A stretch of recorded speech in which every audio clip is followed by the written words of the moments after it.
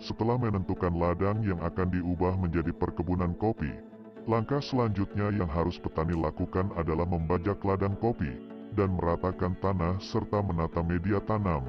Kegiatan ini bertujuan untuk menggemburkan tanah. Selanjutnya, pengukuran jarak media tanam juga bertujuan untuk mempermudah traktor-traktor bekerja untuk melewati ladang kopi pada proses perawatan dan juga pemanenan.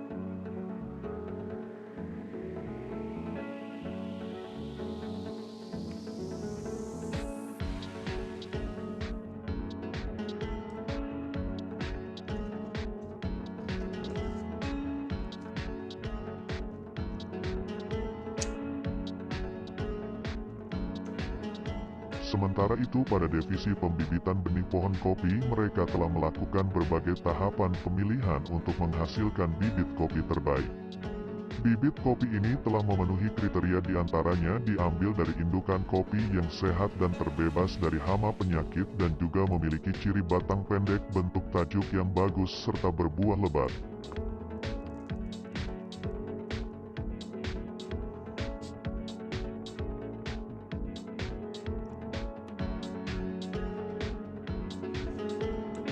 Kemudian petani menyemai biji kopi pilihan ini pada media tanam. Setelah bibit kopi sudah berusia 10 hingga 12 minggu, maka bibit kopi sudah siap dipindahkan ke polybag.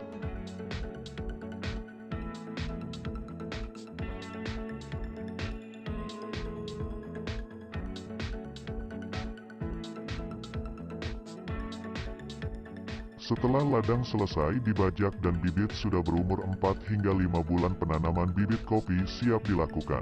Petani akan menurunkan traktor penanam bibit kopi yang dibantu oleh 3 orang pekerja di bagian belakang.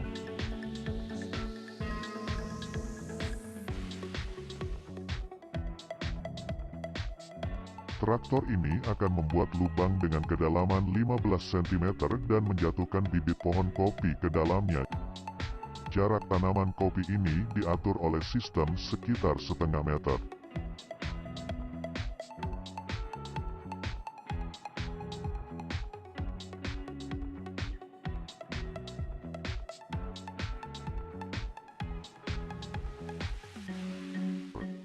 Setelah bibit kopi ditanam, traktor pembawa tangki air akan mengikuti di bagian belakang sembari menyirami bibit tanaman kopi yang baru.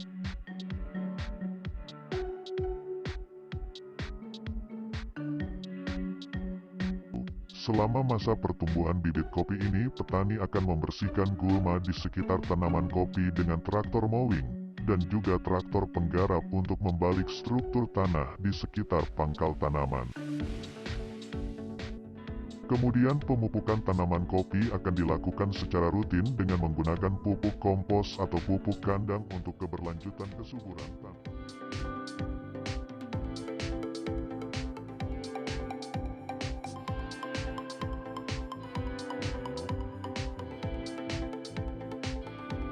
Selain pupuk kandang, tanaman ini juga mendapatkan pemupukan kimia yang akan dilakukan 3 kali dalam setahun.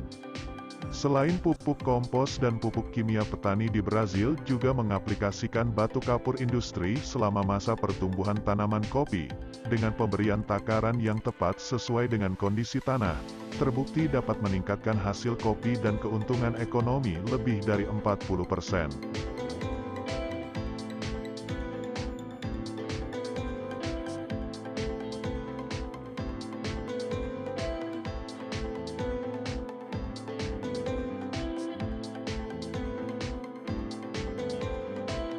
Kemudian perawatan yang tidak kalah penting adalah pengendalian hama tanaman kopi.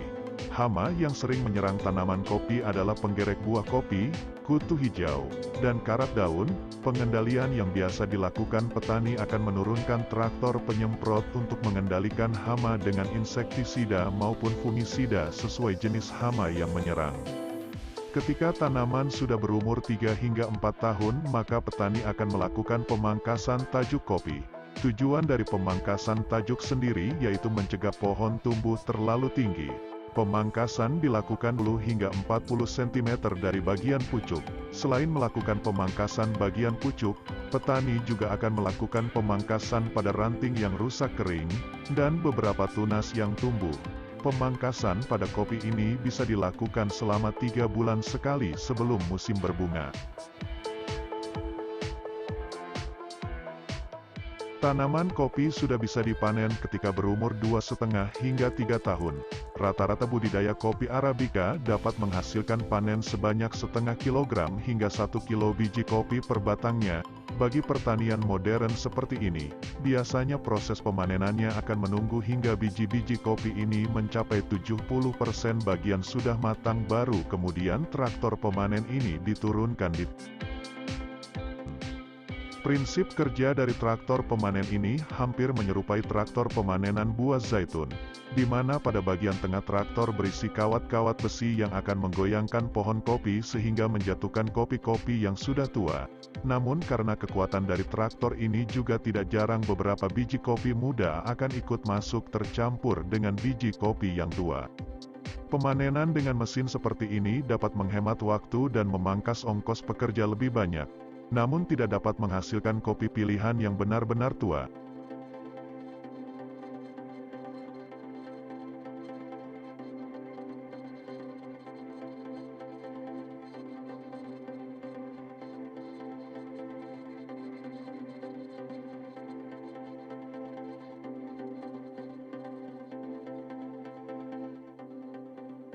Beberapa petani modern lainnya memilih pemanenan secara manual untuk menghasilkan biji-biji kopi terbaik dan tua dengan sempurna, sehingga menghasilkan kopi terbaik dengan nilai ekonomi yang lebih tinggi.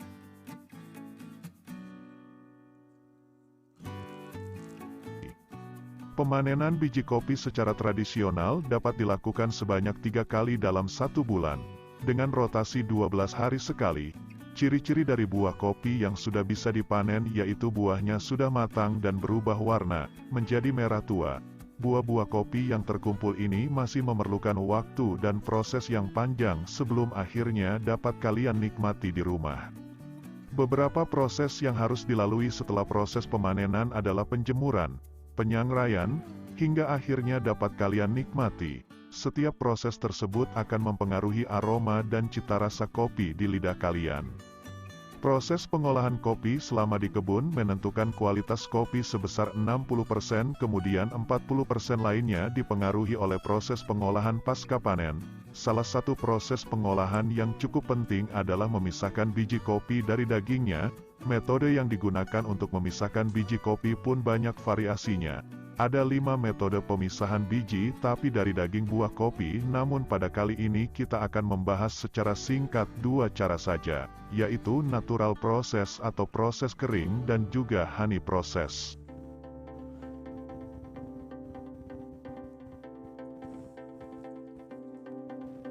Natural process merupakan metode pemisahan biji kopi yang paling tua.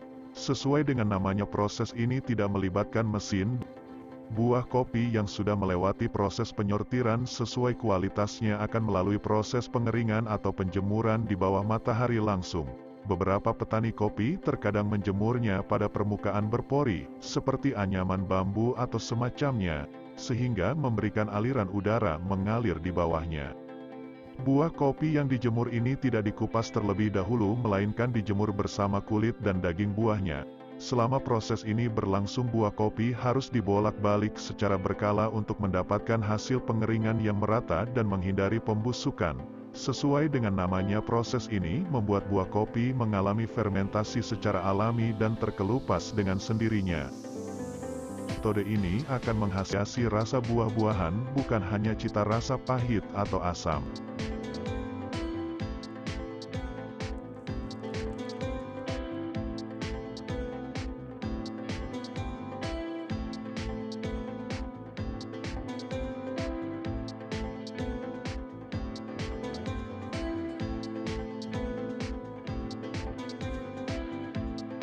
Metode honey process yaitu memisahkan biji dari buah kopi, biasanya dilakukan di negara El Salvador dan Costa Rica. Metode honey process adalah hasil kombinasi dari drive process dan husk process. Pengolahannya dimulai dengan buah kopi yang dikupas menggunakan mesin devolver, sebelum nantinya dijemur. Dalam bahasa Spanyol, sisa kulit daging yang tersisa diberi istilah mello yang berarti inilah yang dikenal dengan istilah honey process karena menghasilkan lendir, melekat pada biji kopi. Setelah biji-biji kopi ini dikupas dan dikeringkan, selanjutnya biji-biji kopi ini akan dimasukkan ke dalam karung goni, di mana karung goni ini akan dikumpulkan oleh pengepul yang selanjutnya masuk ke proses ekspor ke berbagai pabrik pengolahan kopi dan kafe.